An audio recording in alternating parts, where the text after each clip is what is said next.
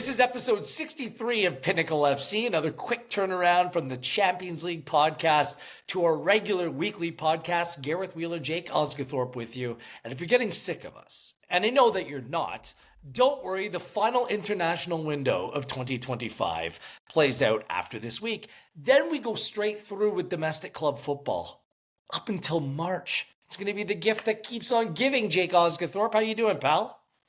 Good, yeah. Fresh off a nice Tuesday Champions League. That was lovely. Arsenal win 0 again.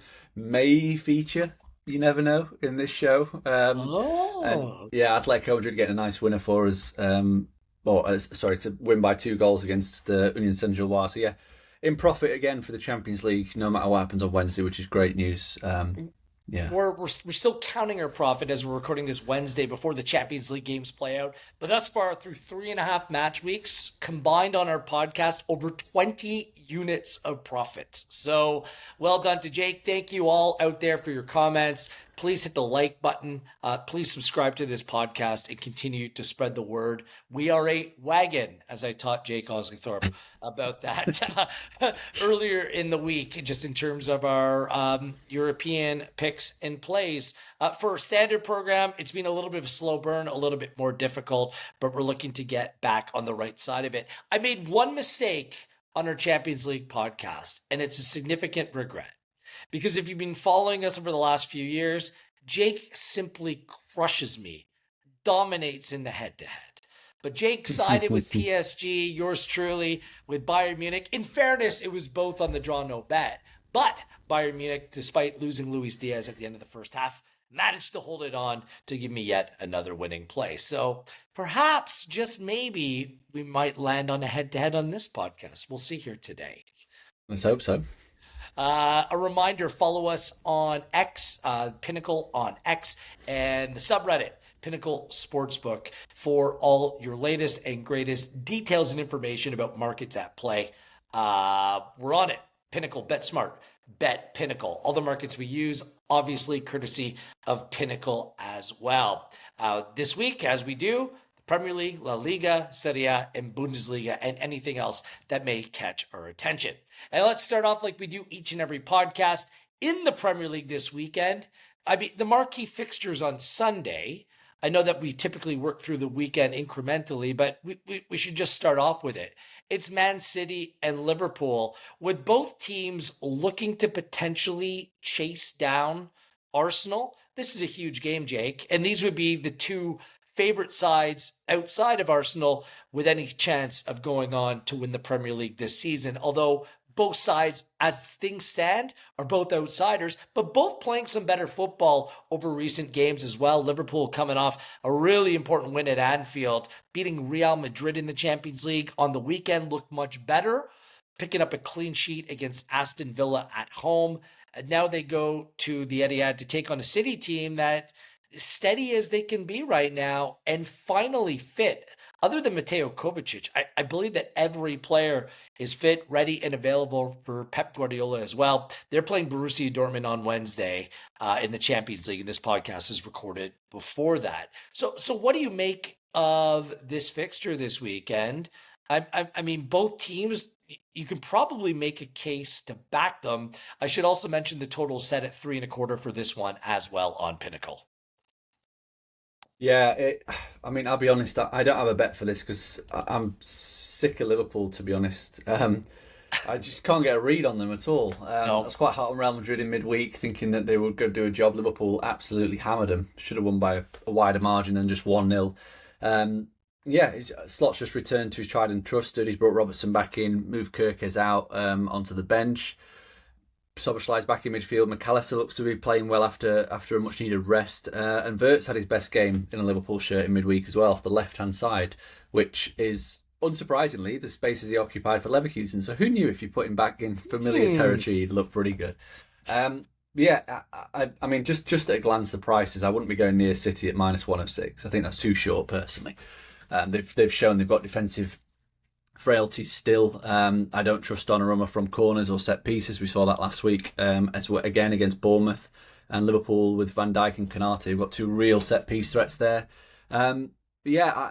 But again, I'm in the camp where I still want to see a little bit more from Liverpool before I trust them with a half a goal start going to a very good Manchester City team. So yeah, sitting on the fence, no bet. But if I was to pick something, it would be the under, because I do think the goal line is a little too high at 3.25. That is going to be one of my best bets of the week. It's going to make my board. Look, City and Liverpool, the stakes are incredibly high. Liverpool haven't been this robust attacking side that many expected, bringing in Ekitike and Isak. Even in the Premier League, their expected goals, they're still below Palace, City, United, Chelsea, and Arsenal, and going away from home, that doesn't play to their strength either. Also, Arne Slot has reverted back to the three midfield formation instead of playing like dual sixes and Szoboszlai at right back. All of a sudden, they bolster that midfield area where I think they're much better, in fairness. The last 4 head-to-head meetings between these two sides have all gone under. Not under 3.25, but have all finished under 2.5. Last year, 2-0 victories for Liverpool home and away over City, and the season before 1-1s across the board. So I'm going to follow that trend. I just think that this total is based upon reputation. It's too high for me, and at 3.25 at -112, for me, that's the only way to go in this game. So under. Let's roll with the under. City Liverpool this weekend. All right, now that I've got my obligatory AC/DC reference out of the way, what else may be making your board this weekend, Jake? Yeah, you're getting Arsenal win to nil dangled at +118, and it just has to be an automatic play.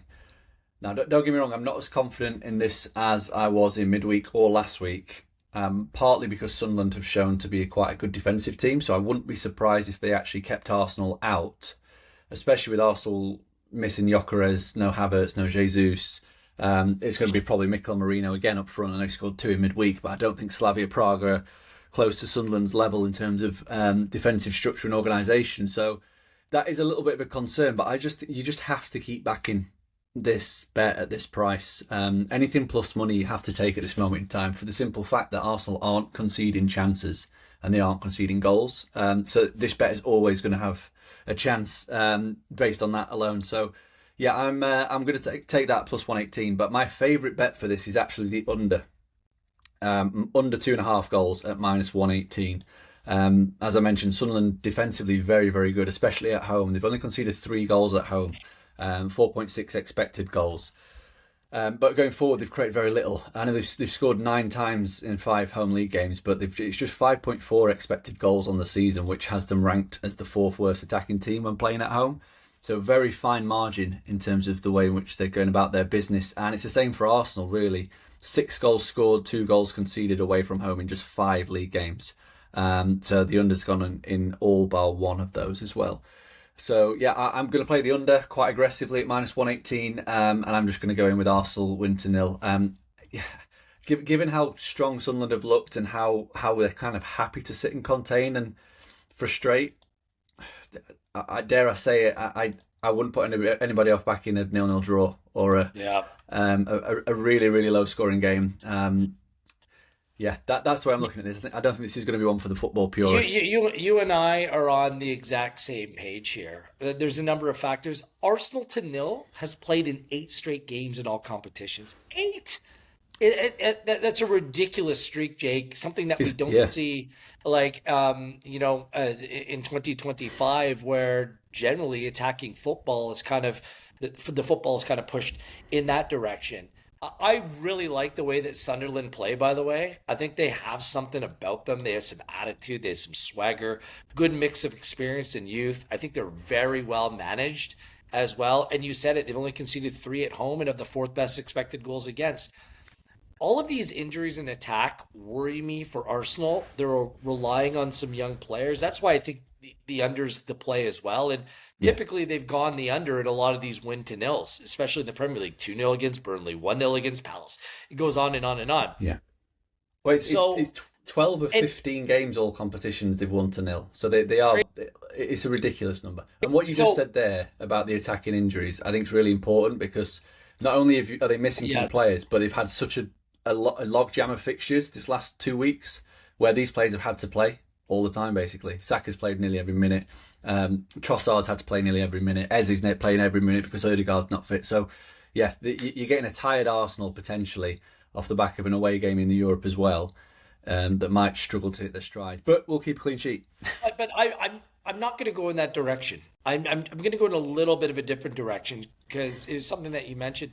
Like, Arsenal only scored 6 away goals in their 5 Premier League games. They're happy to just lock it down, shut it down. And look, you can back the Arsenal win to nil at plus 118.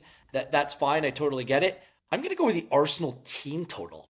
The under 1.5 comes in at plus 133. That's a big number for me because this game just screams that traditional 1-0 to the Arsenal. But you get a little bit more juice. You back the insurance of a potential maybe 1-1 if Sunderland can finally break this streak and sneak one. So under the team total at 1.5 at plus 133 is a way to get a little bit more juice, and it's a play that I'm going to be making. I really like this play as well, and I'm considering it for my board as well. We'll come up to that at the end of the podcast. Yeah, nice. I think the only thing I would add is that if you wanted to take the result out of the equation, I think the way I would look at it is backing Sunderland not to score at minus 115. As I mentioned, our Arsenal, their record is incredible, but they've played 2 promoted teams already. They limited Leeds to just 0.16 expected goals and Burnley just 0.3 expected goals. And Sunderland are probably slightly better than the pair. I think but by they're how much better. I think they're much, and especially the style of play as well. Yeah, I rate Sunderland. I've seen enough of them this season to kind of know what I'm getting into. It's also Xhaka against his former side. There's just a number of elements in this game where I think they can put up a little. It's going to be a scrap. I'm with you. Like, the under is absolutely the play, but I'm just trying to find a way to get a little bit more than minus 118 here. Yeah. That's my rationale. Yeah, interesting. I mean, just before we move on from this game, it is interesting that you think Sunderland are a lot better than Leeds and Burnley, because I do think schedule plays into that quite a bit. Because Sunderland, they've not played any of last season's top 3 yet. Arsenal, Liverpool, Man City, not played Newcastle either. Whereas Burnley and Leeds have played quite a few of them already. So I do wonder if obviously I do think that they're looking very, very strong. They're looking very solid. But I wonder if they'll slide down that table towards the second half of the season after they've had a tricky Christmas period with the fixtures. I just think that they're better players. They play a bit better style. I think their style is much more repeatable. So it's more about the eye test than the numbers, to be honest with you. But point taken. You also said that about Bayern Munich on earlier in the week. I didn't expect Marquinhos to give 2 goals away. I'll be honest. So Bayern Munich are that good. Okay, that's about it. They don't need a 2-goal head start. Let's keep rolling through the Premier League. Yeah. Anything else that catches your eye? Yeah, a very tentative play on Chelsea win to 0 against Wolves. Obviously, there's so much up in the air with Wolves. They sacked the manager last week, Pereira, after losing 3-0 to Fulham. They are still looking for a replacement. Gary O'Neill was the rumoured favourite. He was having talks to come back to the club. That broke down. He's not going back anymore. Who knows? Is Ten Hag a legitimate candidate here? Eric Ten Hag? I mean, if Wolves want to be playing in the Championship for guarantee next season, then yeah. But in fairness, they might, no matter who they bring in. True. But I mean, they have made one of the worst starts in Premier League history, 2 points after 10 games. But yeah, it just goes down to Wolves' problems in attack, especially away from home. They've scored just 1 away goal all season, and they've averaged just 0.5 expected goals per game in those away matches. So they've really, really struggled to do anything whatsoever in forward areas. And Chelsea, I mean, they were really good against Tottenham. They were as good as Tottenham were bad. But they were dominant. They should have won by a bigger margin. They conceded just 3 shots away at Tottenham, which is a really, really impressive figure. I know they've got that trip into Azerbaijan tonight on Wednesday, but plus 130 for Chelsea win to 0.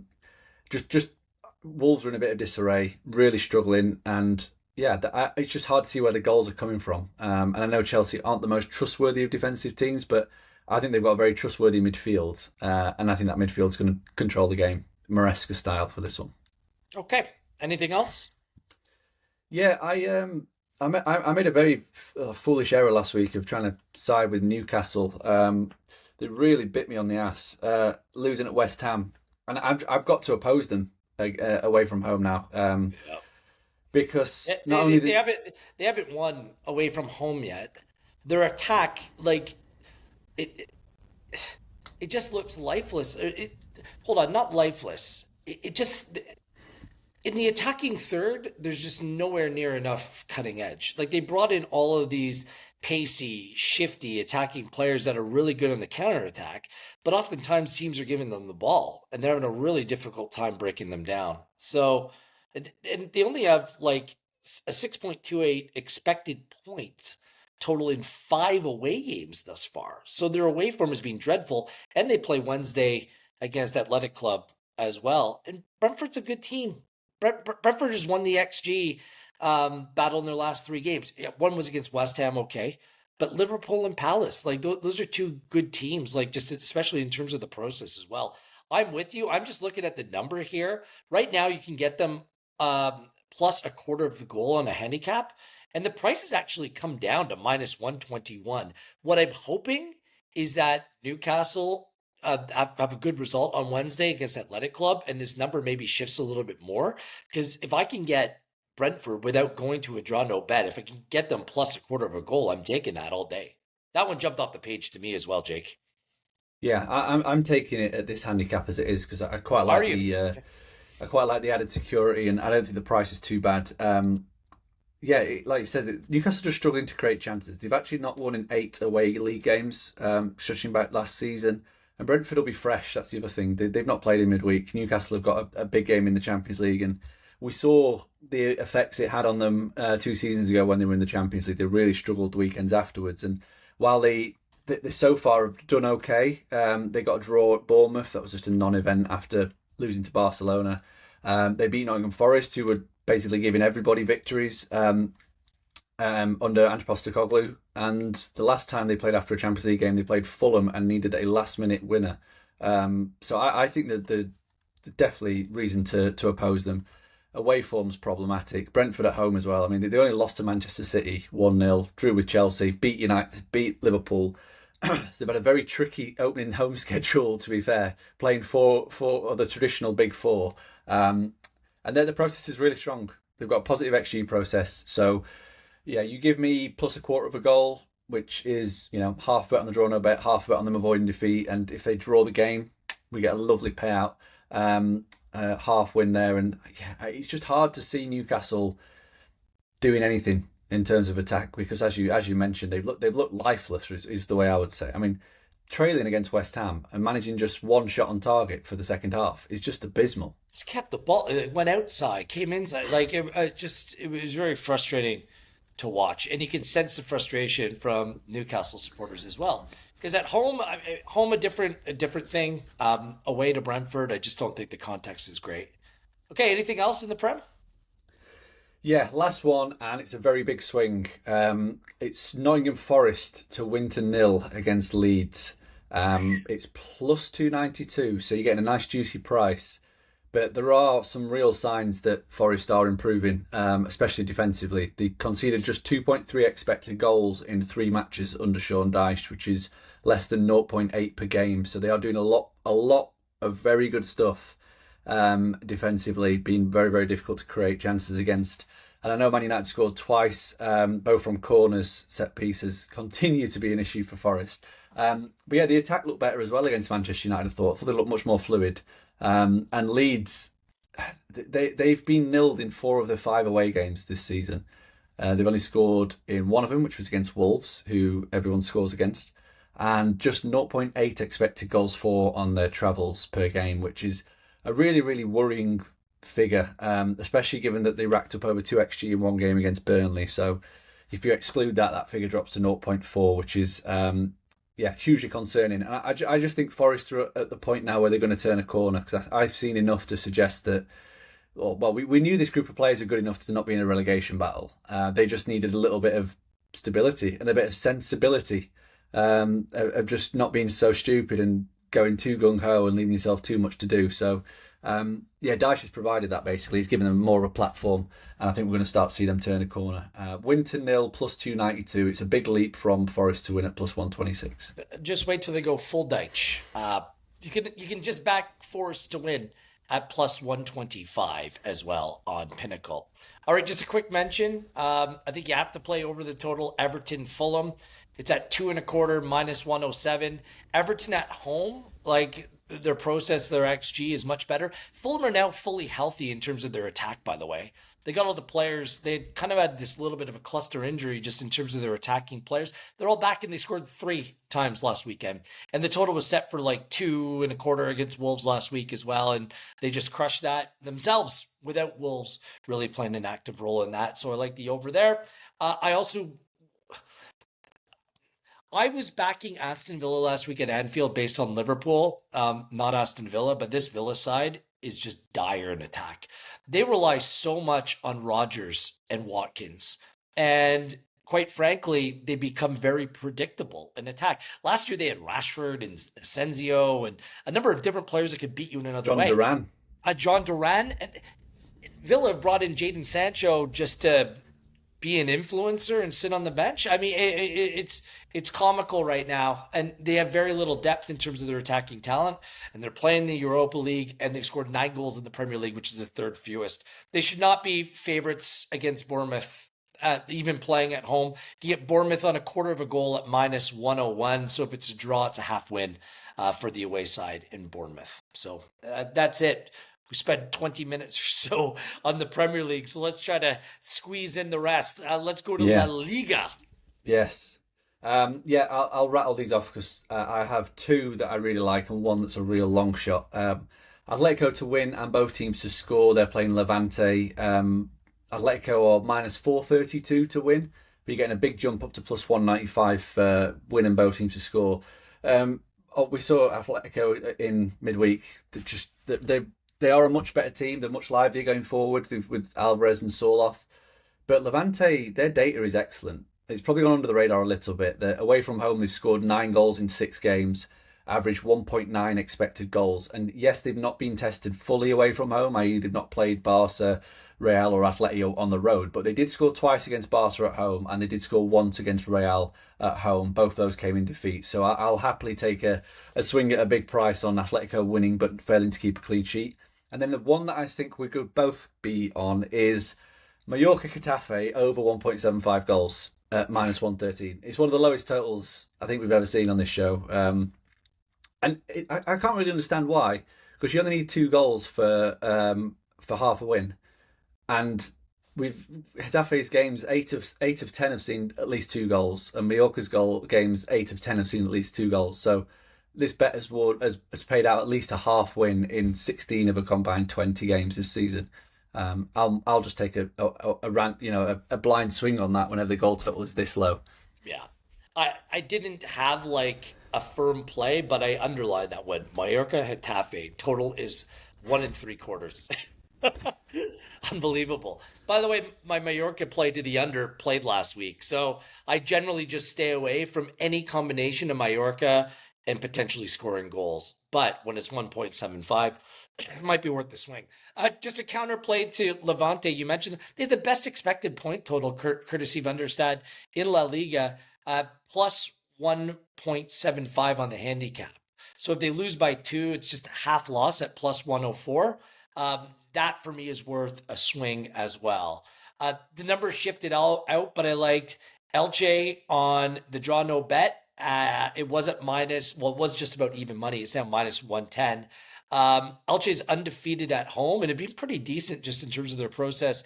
Real Sociedad winless away.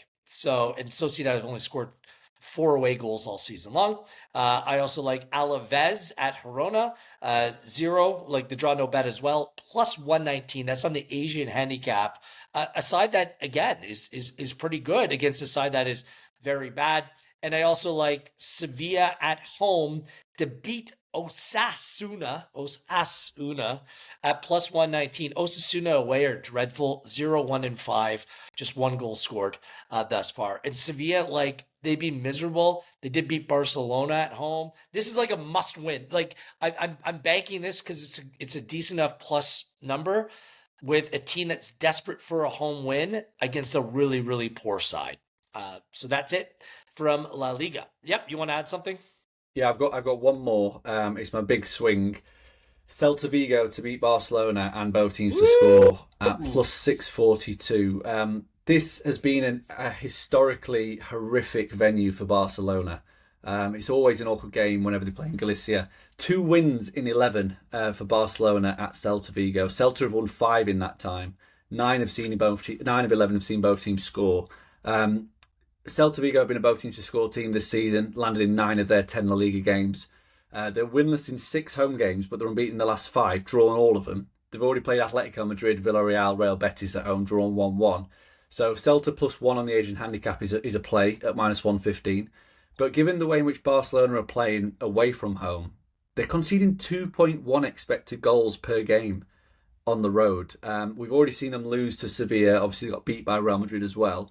They were losing to Oviedo before scoring 3 second-half goals. They drew at Rayo Vallecano and needed a 91st minute own goal to beat Levante away from home. So this Barcelona team is not travelling very well. They're conceding a lot of good chances. Granted, they are scoring because they have so much firepower. So I just thought, let's have a big old swing. Celta +1 is the main bet at -115, but Celta to win and both teams to score at plus 642. Wow. I think if Celta are going to win, it's going to be a both teams to score game as well. So take the plunge on those two. You are gutsy, Jake Osgathorpe, but I love those big swings. Well done. To Serie A we go. What's caught your eye? Very little, to be fair. I didn't really like the board in Serie A this week, but the one play I have got down is both teams to score no in Inter versus Lazio at -116.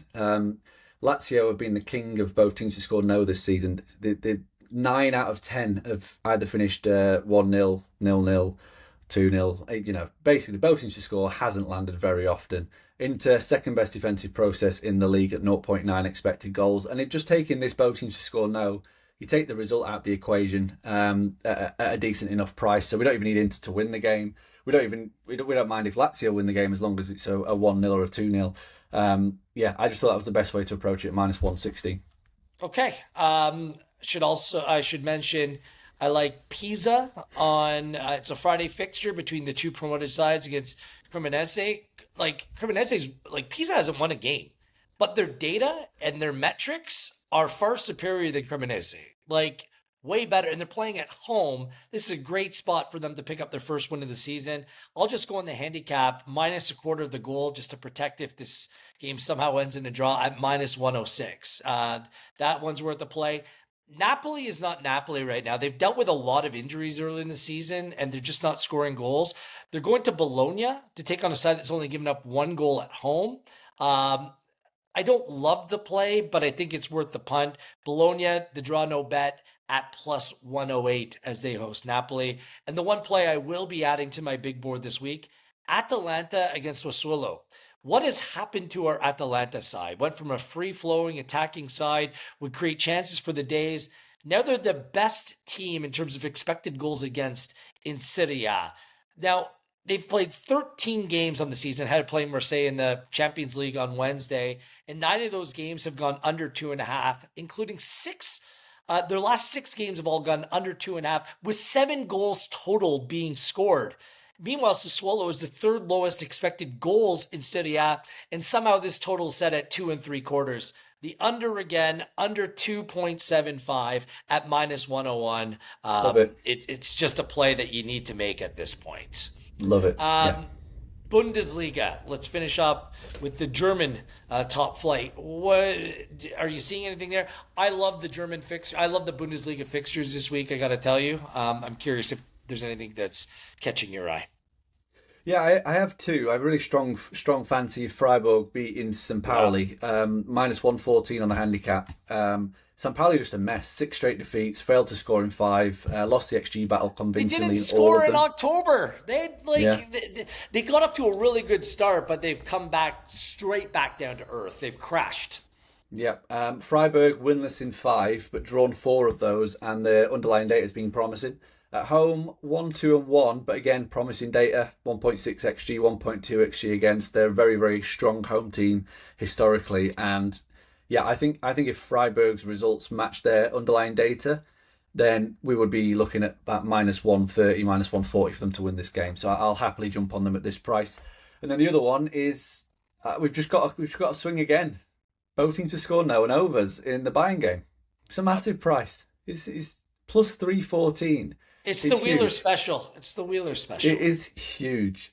Whenever the price is this big, doesn't matter who Bayern are playing, have to back it. Bundesliga, I think it's won 6 times in 9 league games this season, which obviously it's varied in price. I think the shortest price we've seen is about plus 160, but against Leverkusen it was at plus 320. So you only have to work it out a little bit in your mind to figure out if you back this blind, you're going to be making serious profit if it continues at the same strike rate. So plus 314 just has to get involved. I mean, Union Berlin they're conceding a lot of good chances, which is always great news because that means Bayern should score 3 goals, which is what we obviously need. But Bayern's defensive figures are just fantastic, aren't they? So yeah, I just have to play it blind every week now, just in case it wins. I'll be kicking myself. In fairness, I got on this early. I'm just going to pat myself on the back, and that's why I gave it a name. Bayern Munich are a wagon. All right. The other play that I want, Stuttgart against Augsburg. Stuttgart win to 0 at plus 200. It's a great bet. Augsburg has the worst expected goals away from home. Stuttgart at home, 4 wins from 4 and have just conceded once.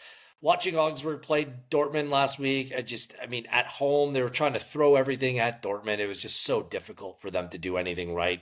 They're just not a very good team. They're relegation fodder. Stuttgart's been all right, especially at home on the season. Really, their only losses, whether it be in European football and domestically, have been away. Home, they've been very good. I also think it's worth a punt.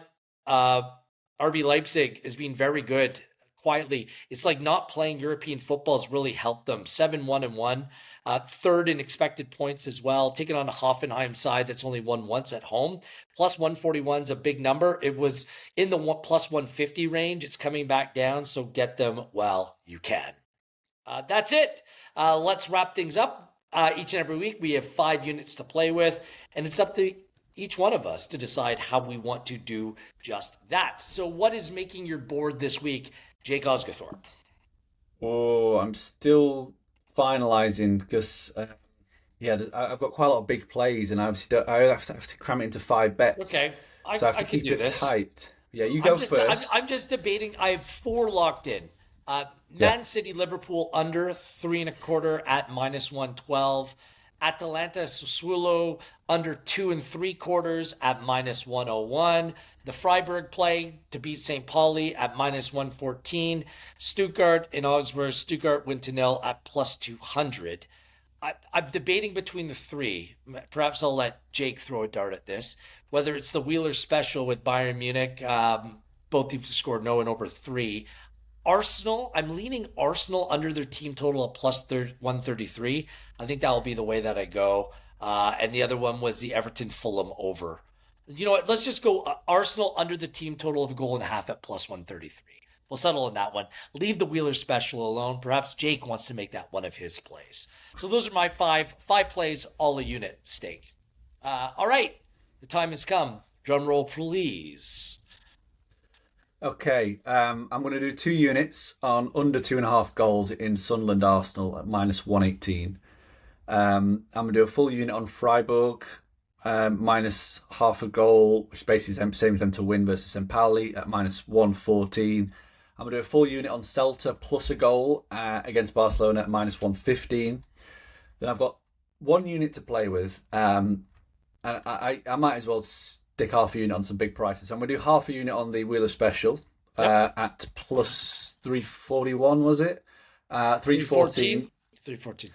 And then I am going to do half a unit on Atletico Madrid to win and both teams to score against Levante. I've chickened out of the Barca one there, haven't I? Yeah, well, plus 628. Yeah, Barca has their big boys back. It's one thing Celta Vigo keeping it close. It's another because of Barcelona's defensive process, but to win that game outright, like yeah. it would kind of be, it wouldn't be curtains on their La Liga, pursuit, but man, that would be a huge dent Yeah, to lose they, that they, game. they just can't defend at the minute, No. and that's a big problem. And like I said, it's just for whatever reason, there's some sort of hoodoo there for them in that stadium. They really struggle every time they go there. Not sure why, not sure the reasoning, but yeah. The other reason why I've not gone full out on that one and why I've not put it in quickly is Celta play away in Zagreb on Thursday night. If they weren't playing away, then I would have made it a half a unit play. But Something to consider for the viewers and listeners out there. Yeah. Good stuff. Follow along on our Pinnacle social media accounts. And please remember to continue to spread the word. We'll be back after the international break. We're off next week, so we'll see you in 2 weeks' time. This has been episode 63 of Pinnacle FC.